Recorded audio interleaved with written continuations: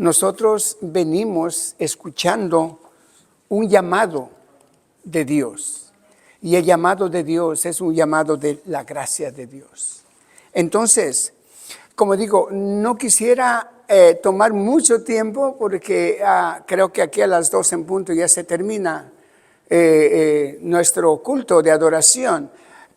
Pero es un poquito largo si leemos el capítulo. Pero yo les invito a leer el capítulo 19 de Primera de Reyes, del verso 1 al 18. O si puede usted leer de acuerdo a cómo voy expresando.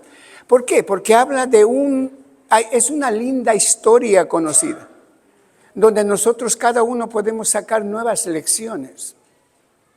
Alguna vez, hace años, se ha predicado, y quizás yo mismo prediqué, pero fue con otra lección, otra instrucción. Y esto ahora me nace algo más instructivo. Por ejemplo, cuando nosotros hemos escuchado de una Isaías, de un Jeremías, cada quien expresa con luz diferente, pero es alimentación para el pueblo de Dios, ¿verdad?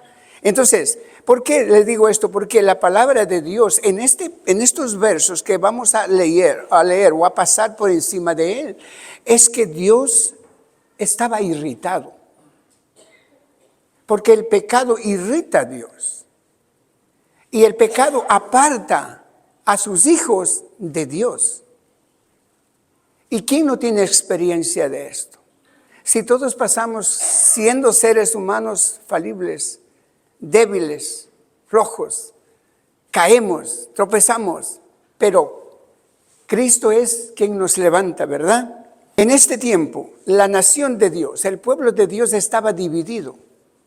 Y ustedes pueden ver a través de estos capítulos de Primera de Reyes, Segunda de Reyes, en la parte del sur había un rey de gran nombre y muy bueno, llamado Josafat. Pero en el reino del norte había un rey que se llamaba Acab. Ahora, este rey hacía diversos tipos de profanación en el reino del norte. Note usted que él resuelve llevar el poder en el reino del norte con todo lo que él quería que se hiciera de acuerdo a su voluntad, no a la voluntad de Dios. Y para darle más poder a su reinado, ¿qué hace? Se casó con una mujerzuela. Y esta mujerzuela, ¿cómo se llamaba? Jezabel. Era hija de Etbaal. Este rey era rey de los sidonios, allá en Fenicia. Una mujer pagana, una mujer idólatra, una mujer del demonio. Y ustedes saben la historia por qué los digo esto. Y esa mujer tenía 850 profetas de Satanás. Y el reino del norte era el pueblo de Dios. Hermanos, entonces,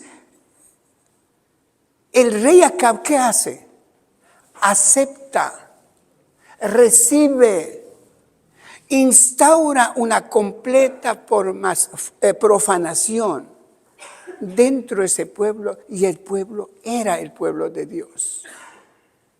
Querido hermano, y ahí está Dios, mirando cómo estaba, con un corazón irritado, y a través de su Santo Espíritu se va a un pueblito pequeño, un pueblito que se llama Tesbi. Y ahí había un hombre simple, llamado como Elías.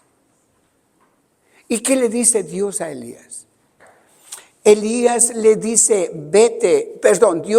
vete al palacio y di a Acab que estoy irritado con él.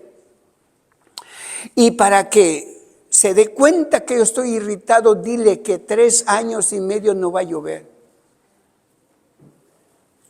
¿Qué hizo Elías? Tomó camino.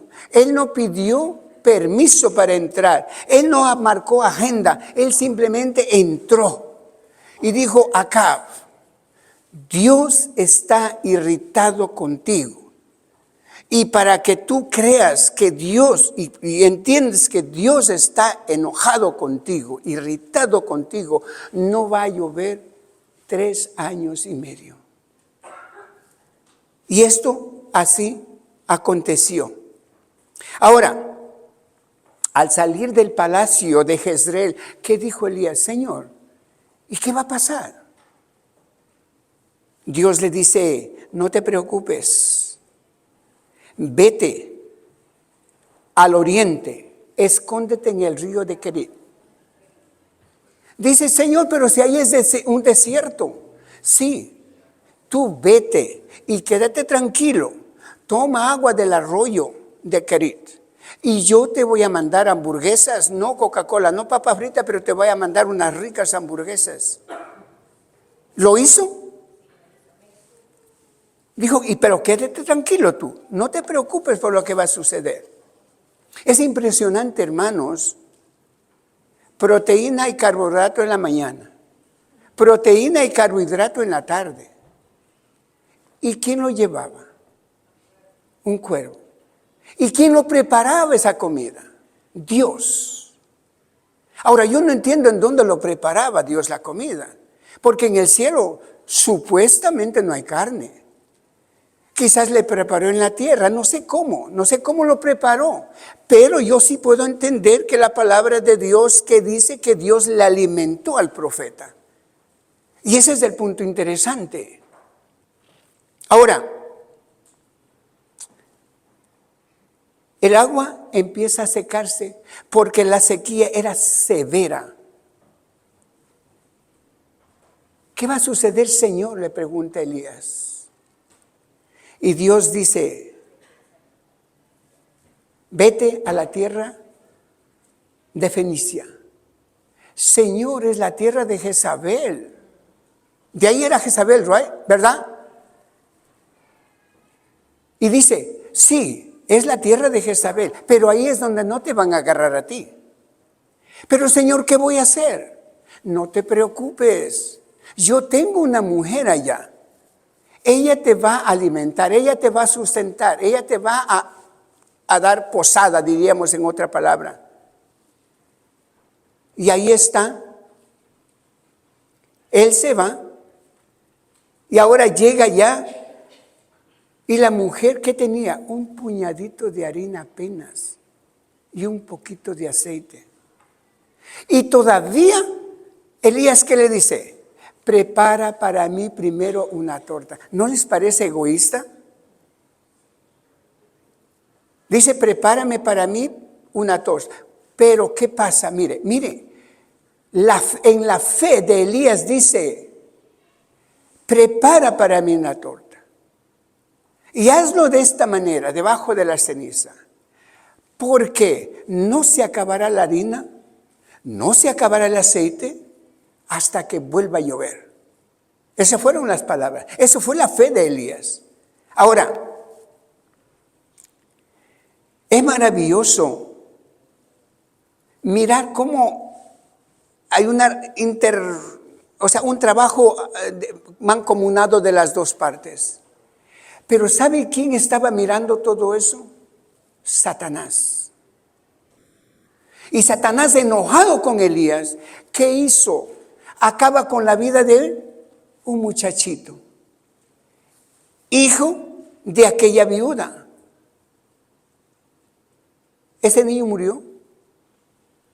Sin embargo, el Espíritu Santo le ilumina a Elías y dice, toma al muchacho y llévate a su cuarto.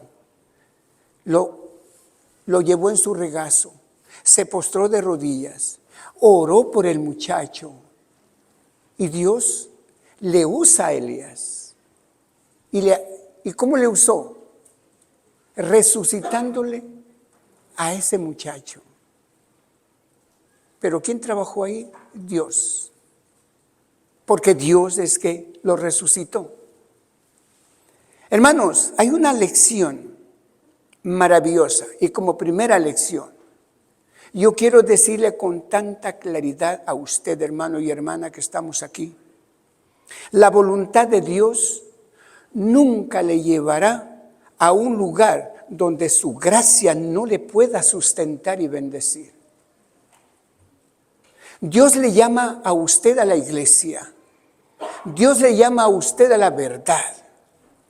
Dios le llama a usted a vivir un cristianismo a través de pruebas como a Elías lo llevó. Más, si le llevó a pasar una vida como a Elías, yo quiero que entienda que el llamado de Dios es un llamado de gracia. Aquí no hay que por el conocimiento, aquí no hay por la categoría, aquí no hay por la estatura, aquí no hay por el color. Es por gracia que usted y yo estamos aquí, hermanos. Yo estaba aquí, muchos me conocen. Yo estaba cerca de mis hijos. Tenía una manera de vivir, estaba acostumbrado al confort de los Estados Unidos por 33 años. Pero un día el Señor me dijo, tú tienes que regresar a tu tierra. No estaba en mis planes. Y el Señor me dice, tú tienes que regresar a tu tierra y te voy a mostrar lo que tienes que hacer. Y ahí está. Ahí estoy pasando la vida. Trabajando, plantando la tierra, ayudando a mi esposa a sanar enfermos que están desahuciados con los cánceres, trabajando algo que no estaba en mis planes, hermano. Yo nunca pensé estar lavando unas toallas que se trató una persona. Yo nunca pensé estar plantando plantas, lechugas para hacer un jugo verde para una persona. No estaba en mis planes. Yo estaba en un confort muy bien. Y yo no debía irme de acuerdo a mí, porque yo soy un ser humano. Hubiese preferido estar con mis nietos, como el día, noche, ayer, estos días he pasado, gozando la armonía de la familia. Pero ya estamos solos. Pero estamos porque Dios nos llamó a hacer un ministerio allá. Ahora, hermano, yo lo que quiero que entienda esta parte. Cuando usted ve que Dios le llama, está llamando, es para cuidar. Le está llamando para cuidar. Dios está llamando a alguien. Él llama en primer lugar para cuidar y para salvar. Él sabía que aquí algo no me iba a ir bien. Y si digo esto es porque saben mi historia, muchas de las personas. Querido hermano, cuando Dios le llamó a Abraham, Él dijo, yo te bendeciré, ¿sí o no? Dice así, yo te bendeciré, mas no para que Él tenga una bendición. Hermanos, cuando Dios bendice, cuando Dios pasa por nuestra vida, cuando Dios derrama en nuestra vida su bendición, no es para que nosotros tengamos una bendición, sino ¿para qué? Para que seamos una bendición. Es muy diferente. Quien es bendecido se torna bendición. Quien tiene a Dios pasa a Dios. Quien vive con Dios transmite a Dios. Que es no muy diferente a decir yo creo. Porque creer, todo el mundo cree en algo. Todo el mundo tiene un Dios en quien creer. Hermano, me gusta esta frase que le vuelvo a repetir. La voluntad de Dios jamás llevará a un lugar donde su gracia no le pueda sustentar. Dios le sustentó y Dios no lo dejó a Elías allí. Le llevó a la tierra de Jezabel, allá en Fenicia, para que sea sustentada por una mujer aparentemente, ¿qué? Pagana.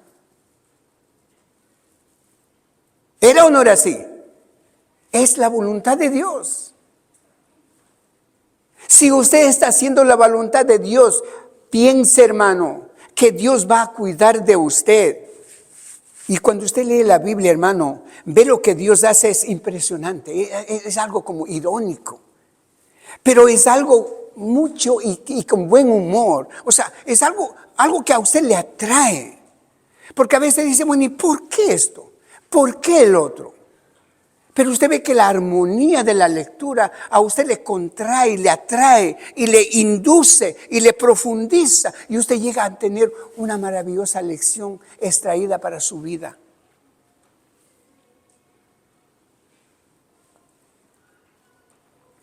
¿Sabe lo que pasó? Cuando Elías viene y se encuentra con Acab, ¿qué le dijo Acab a Elías? ¿Sabe lo que le dijo? Oh, perturbador de Israel, le dijo él. Elías levantó la voz y dijo, ¿perturbador? Usted es el perturbador. Usted que le llevó al pueblo, a su pueblo, a la idolatría. Usted que le llevó al pecado. Vamos arriba al Monte Carmelo a ver si la mujer, el Dios de su esposa, o el Dios que usted conoce a través de la historia de Israel, es el Dios real. Y ahí estaban, ahí llegaron. Y ahí usted ve, ¿hicieron qué? Dos holocaustos. Un holocausto para Dios y otro holocausto para Satanás. Y Dios le dijo a Satanás, quédate quieto. Y ahí estaban. ¿Qué estaban haciendo los profetas de Balaam?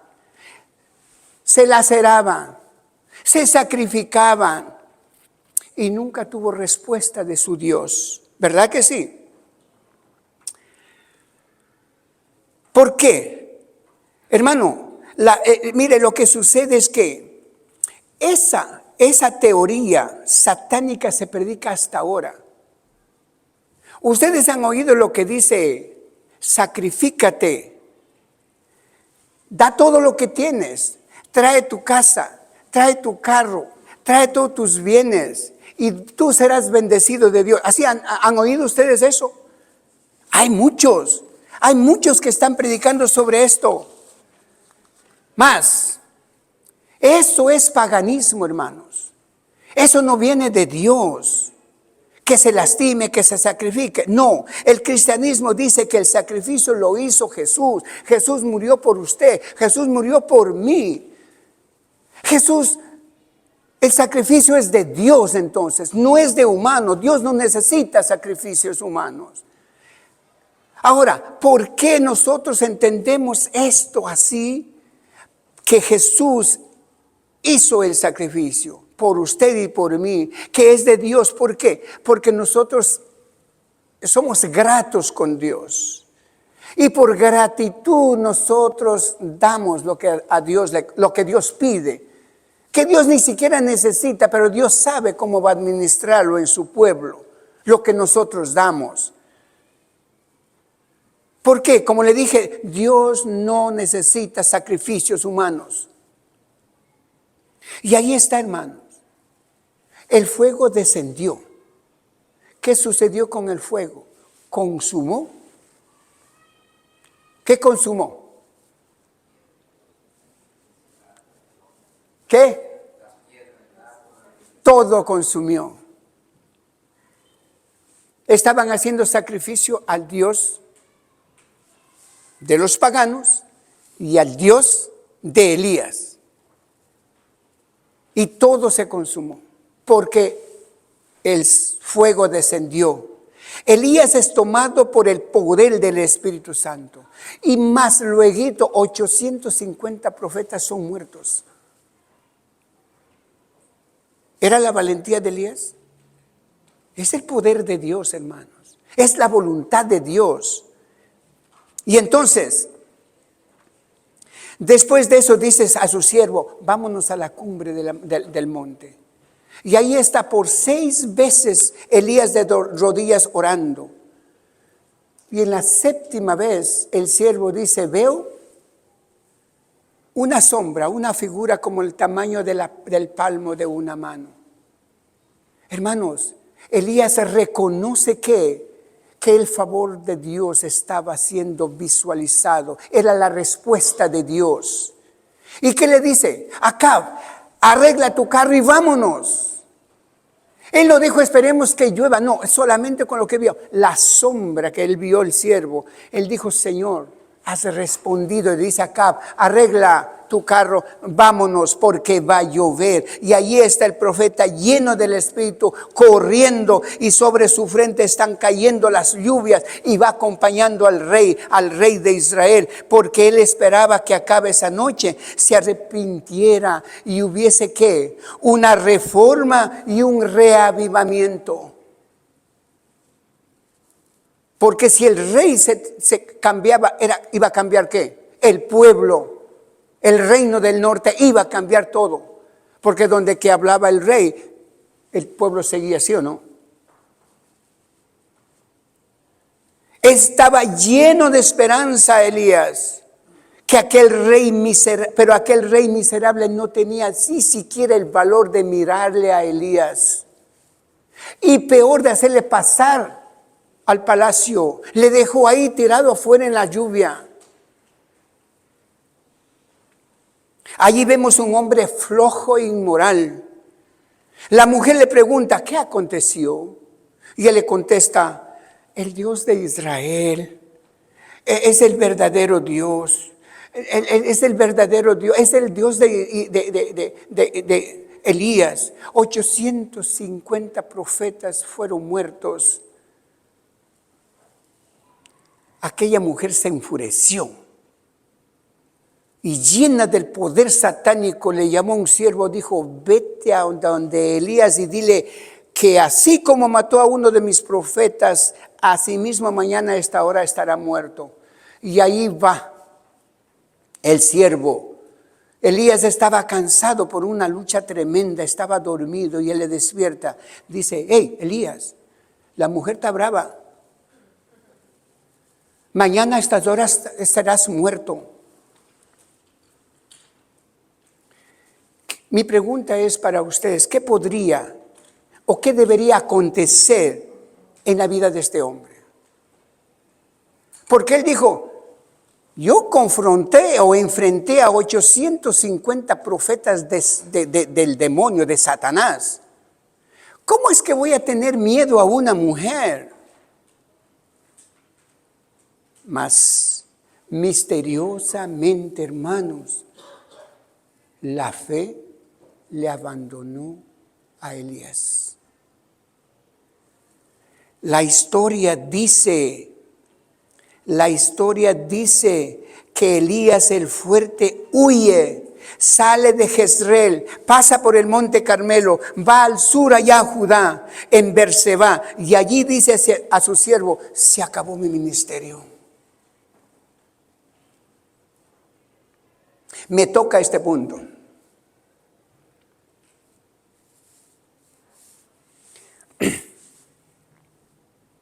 Porque alguna vez dije igual. Se acabó mi ministerio.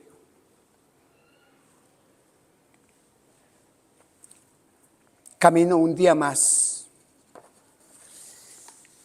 por el desierto y allí dice, Señor, ¿esto fue lo que acordamos? ¿Esto fue lo que pactamos, Señor? Tú me llamas a que tenga toda esta trayectoria y para esto. Basta, Señor.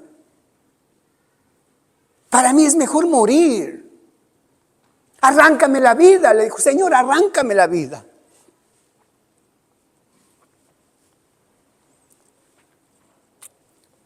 Cómo me gusta, hermano, estos.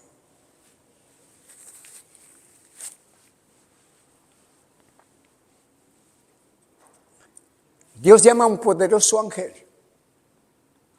y le dice, vete, llévalo pan, llévale agua. Y ahí está el ángel. Le lleva su pan, le lleva su agua y le dice, Elías, come, porque tu ministerio es largo.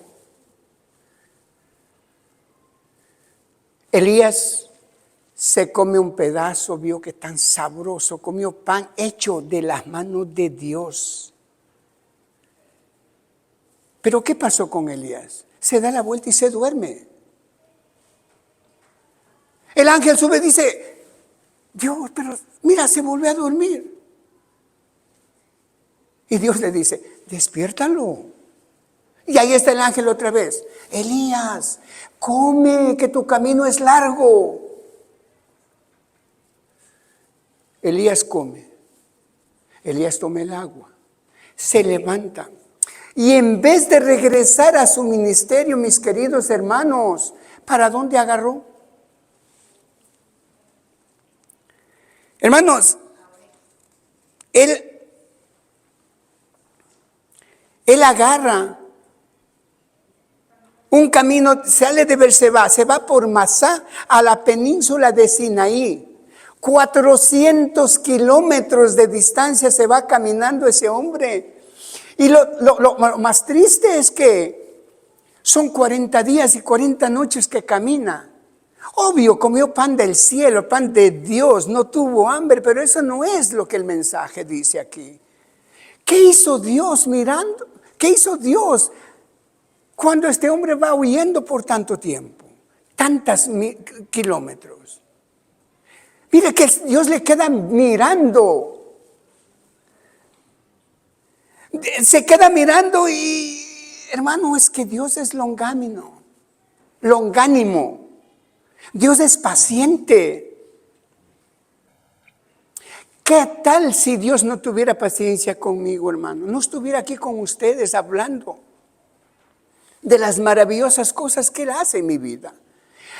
Si no fuera así, Dios paciente, ¿qué fuera con usted? Usted estuviera metido en una cueva.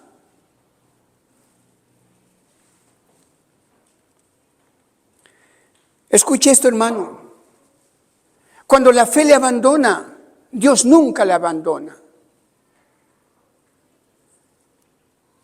Cuando la alegría le abandona, Dios nunca le abandona. Cuando la esperanza le abandona, Dios nunca le abandona.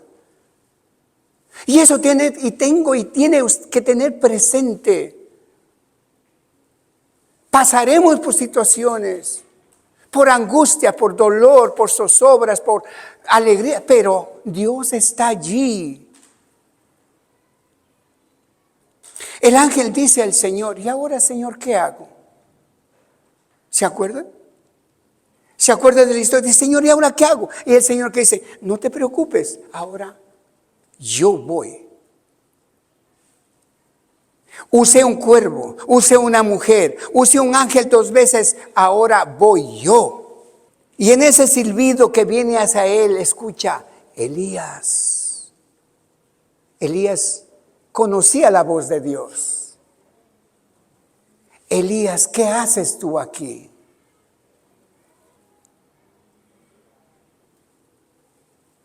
Elías le contesta, yo soy un hombre celoso, Señor. Yo esperaba un reavivamiento y una reforma. Esperaba que las cosas cambien, pero nada cambió. Más quieren matarme, por eso huí y estoy aquí. Elías, tengo 700 hombres. Y si me equivoqué, son 7,000 hombres. Tengo 7,000 hombres que no se pusieron de rodillas ante el Dios de Baal. Así es que, ¿tú no has pensado eso, Elías? ¿Sabe qué, hermano? Dios no desistió al profeta cuando el profeta desistió de Dios.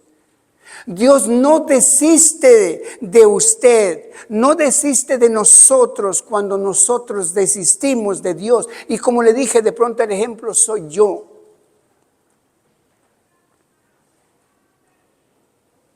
¿Alguna vez, hermano, sintió que la fe huyó de usted? ¿Alguna vez usted sintió que el amor por estudiar las Sagradas Escrituras huyó de usted? ¿Alguna vez usted sintió que la alegría del cristianismo huyó de usted? ¿Alguna vez usted vio que algunas cosas se desaparecieron de su vista? Aunque usted pierda todo, hermano, pero créame, los ojos de Dios están en usted, con usted y por usted.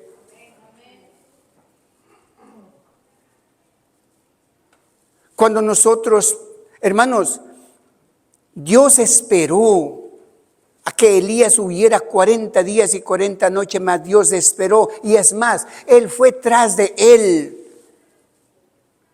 ¿Por qué? Porque Dios amaba a este hombre. Ahora, por eso le dijo, sal de ahí, de ese hoyo que estás escondido.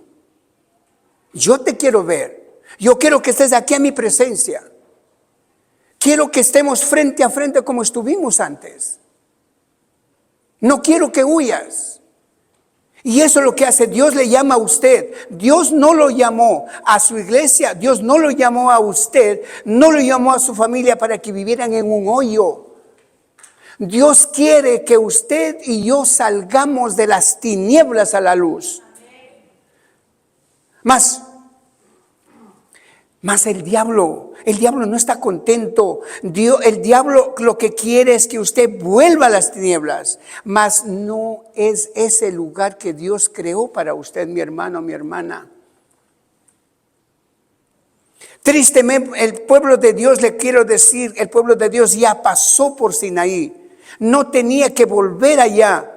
Mas por alguna razón Satanás siempre insiste para llevarnos de regreso a Egipto. Le hago la pregunta, ¿por qué cree que Dios acabó con Faraón? ¿Sabe por qué? Porque él quería acabar con el poder que le venga a incitar a que usted regrese a ser esclavo. Pero tristemente, hermano, aquí podemos ver, hermano, el mismo pueblo que estaba libre de Egipto, que estaba libre del líder del cautiverio, quiso volver a la esclavitud, ¿sí o no? Son experiencias personales vividas, hermanos. Y dichoso que usted, si usted no ha tenido esa experiencia.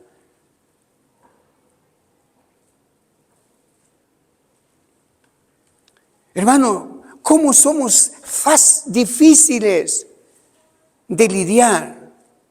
Pero hermano, cuando la fe le abandona a Dios, nunca le abandona, siempre está allí llamando, esperando y clamando, deje el impío su camino, vuélvase a mí, venga como está cargado, cansado, agobiado, pero venga. Hermanos, ahora, nosotros tenemos dos cosas aquí. Cuando usted sale de los caminos de Dios, usted no ve milagros de Dios en su vida. Y eso sucedió con Elías. ¿Por qué? Porque mire, cuando en ese periodo que él salió del portón del palacio de Jezreel y se fue para Berseba y luego se fue para el monte de Samía, no había visto ningún milagro, porque milagros acontecen cuando la criatura, el hombre, la mujer, hace la voluntad de Dios. Tenga por seguro eso, hermano. Ahora, mi pregunta es, ¿por qué actuaba así Dios con Elías? ¿Por qué Dios actúa así con nosotros? Mire, hermano, en la vida hay momentos que todos pasamos por momentos de desánimo. Todos. Y me gusta porque también hay un concepto muy bonito de Ellen G. White. La señora dijo que hay momentos de decepción. Hay momentos en que parece preferible la muerte. Y yo me acuerdo, hermano, cuando estuve en un lugar que escribía y reescribía, decía, Señor, ¿para qué entonces? Tantos años que estuve liderando una iglesia.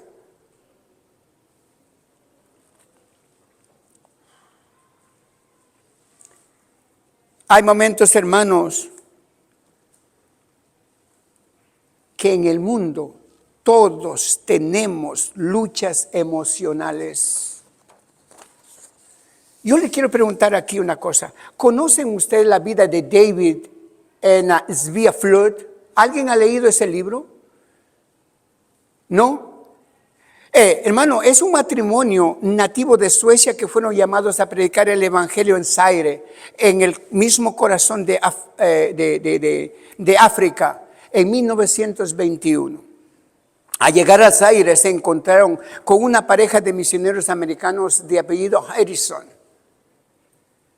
No tenían un plan de trabajo, sin embargo oraron y dependiendo y guiados por el Espíritu Santo subieron hasta la cumbre de la ¿cómo se llama? De la aldea.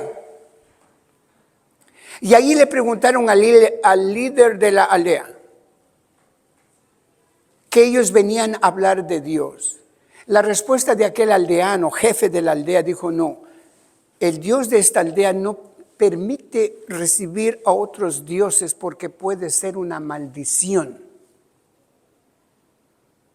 Los Erickson se desanimaron oyendo esta frase y dijeron: mejor vamos para la ciudad. Pero David en Sviaflor se miraron entre sí y bajaron 800 metros abajo de la aldea y dijeron: hagámonos aquí un campamento. Y aquí vamos a quedarnos hasta cuando Dios nos diga hasta cuándo. Hicieron su cabaña. Y el único contacto que tenían era un niño que les proveía huevos de gallina y pollo una vez por semana. En Sviaflor tenía ese contacto y ella le predicaba el evangelio a ese muchacho único. Ese matrimonio, David en Svia, tenía un varoncito de 2 años, pero ella ya llegó embarazada porque meses después, porque ahí pasaron 8 meses. En esos 8 meses nace una niña. A esa niña le ponen el nombre de Aina. Tristemente, esta mujer adquiere una enfermedad que se llama malaria. Se contagia de malaria y la malaria era muerte segura. Es como hoy se salvan muchos con cáncer, que gracias a Dios, allá en Ecuador hemos ayudado, mi esposa ha ayudado como 17 personas que han estado con cáncer desahuciadas por los médicos. En 3 años y medio que estamos asentados en Ecuador. Es una bendición de Dios. Es Dios que trabaja con esa gente. Pero mire, esa señora falleció. La niña quedó de 17 días de nacido. Ahora, este hermano, discúlpeme hermano que está haciendo un poquito largo quizás, pero regáleme unos minutitos, quiero terminar ya mismo. ¿Qué pasó con ella? Cuando ella murió, en el corazón de David nació un sentimiento de enojo contra Dios. Y mire lo que dijo, le voy a leer lo que dijo él.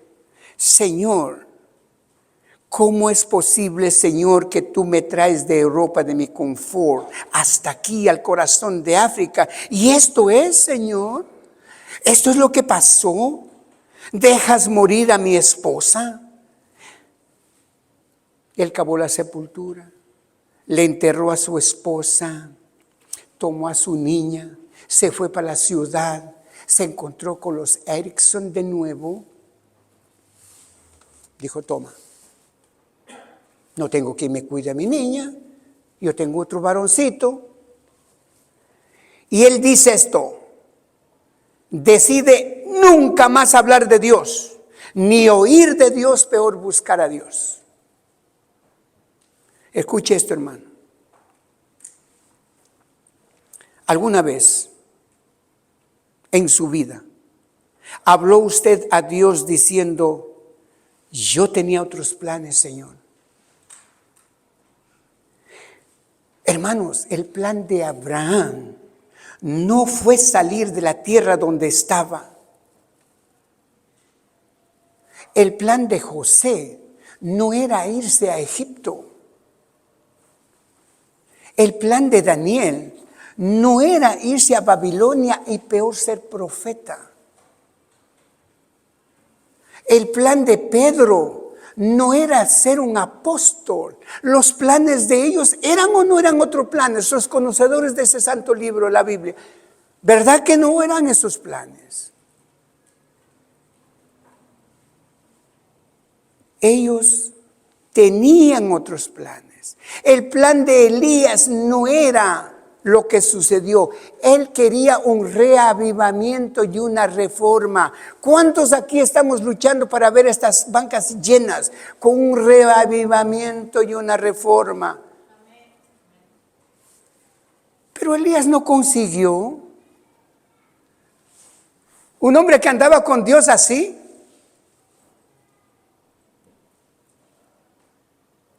El plan de David no era perder a su esposa en un parto. ¿Cuántas veces usted miró al cielo y dijo, Señor, esto todo está errado? Todos mis planes me salen mal. Y el diablo dice así, todo está mal contigo. Ya ves, todo te sale mal. Desiste todo. Desiste la fe. Métete en una cueva. ¿Por qué insistes con una iglesia? ¿Por qué insistes con una religión? Hermanos, Edgy, en su libro sobre su vida cuenta, ya termino hermanitos, que él se casó con un pastor. Este pastor, que no les doy el nombre para que ustedes investiguen, llegó a ser el director de la Facultad de Teología en Seattle, Estados Unidos, aquí en este país. Ya le doy la iniciativa para que usted entre en el internet y busque ese libro que es muy impresionante. Ahora, ¿qué pasó con este matrimonio? Un día alguien pone en el buzón de esta muchacha, recuerda que ella se llamaba ¿cómo? Aina. Y le cambiaron el nombre con Edgy. Se llamó Edgy. Ahora, entonces ella se casa con este pastor.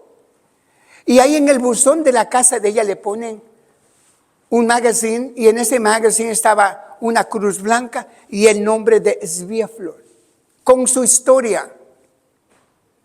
Ella toma la revista, abre la revista, pero no hablaba en esa lengua. Entonces ella buscó una persona que conociera de ese sueco. Y este hombre que conocía, que era un pastor que conocía del habla sueca, le habló y le dijo, sí, esa es una historia de una mujer que se fue, dio su vida allá y se murió. En 1922 ella murió. Dejó una niña, pero es una historia. Y ella se volvió a su casa con la historia, pero ella ya sabía que alguien le dijo que esa Svea Flood era su madre, ¿cómo se dice? Madre biológica, gracias hermano. Entonces ella tenía eso en la mente. Ahora, pasaron los tiempos. El pastor, esposo de esta muchacha, está invitado para irse a una reunión de misioneros en Londres. Entonces ella le acompaña a su esposa allá y se encuentran con muchísimos misioneros del mundo. Era ya una reunión de esas mundiales. Y cuando ven que uno habla, viene, habla otro, y se levanta uno que es pastor y habla que en Zaire hay más de 110,000 almas que sigan a Cristo. Y ella se levanta y se va donde este pastor, busca un traductor y le dice, pastor, ¿usted conoce la historia de una mujer llamada Svea Flood? Y le dice el pastor, dice, ¿por qué? Y le dice, porque ella es mi madre. Y dice, el pastor le sigue hablando, le dice, ¿usted es Annie? Dice, no, yo soy Edgy.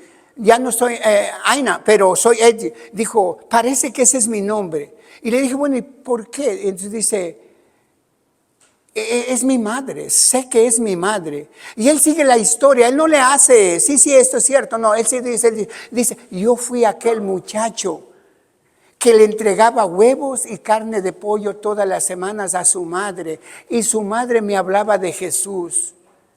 Y después de ella, como ella murió, vinieron muchos otros misioneros, me hablaron de Jesús. Abrí una escuela ya en mi pueblo, en esa aldea.